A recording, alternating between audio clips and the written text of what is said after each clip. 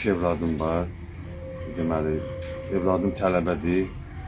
Özüm xəstəyəm, yoldaşım da xəstədir, uşaq da hal-hazırda xəstədir. Şirvan şəhərində Sığınacaqda kirayədə qalır.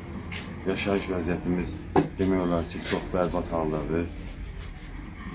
Elə heç evlə bağlı, sığınacaqla bağlı müraciət etmişik. Həm Şirvan, həm Sabirabad icra başçısına.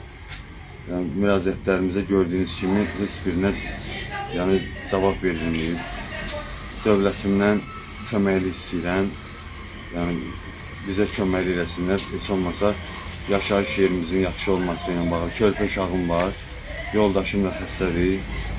İş qabiliyyətimiz demək olar ki, mənfidir. Yəni, sağ olsun, arada kömək eləyirlər. Yəni, 2 ayda, 3 ayda bir dəfə 50 manat. Hal-hazırda qaz borcum var, qazım işləmir, ev pulunu verəmirəm. Yəni, yaxşı olar ki, bizə evlə bağlı, sığınacaqla bağlı kömək eləsinlər. Bu körpə uşağımı gələcəyin əsgərini sağlam ruhda, sağlam şəkildə böyüdə bilir. 90 dəfə müraciət etsəm də cavab verməyiblər. Çarəsizəm. Şirvan şəhər 1 May küçəsi mənzil 138 ünvanında müvəqqəti yaşayan Sabirabad rayon Qarağac kənd sakini Rüstəmov Bəybala Məmmədoğlunu bildirir ki, ailəsi ilə çətin vəziyyətdə yaşayır. Aidiyyəti üzrə dövlət qurumlarına 90 ədəd məktub ünvanlayıb, amma bu məktubların heç birinə cavab verməyiblər. Media TV bunları iddia edən Rüstəmovu təqdim edir, qarşı tərəfi dinləməyə hazırdır.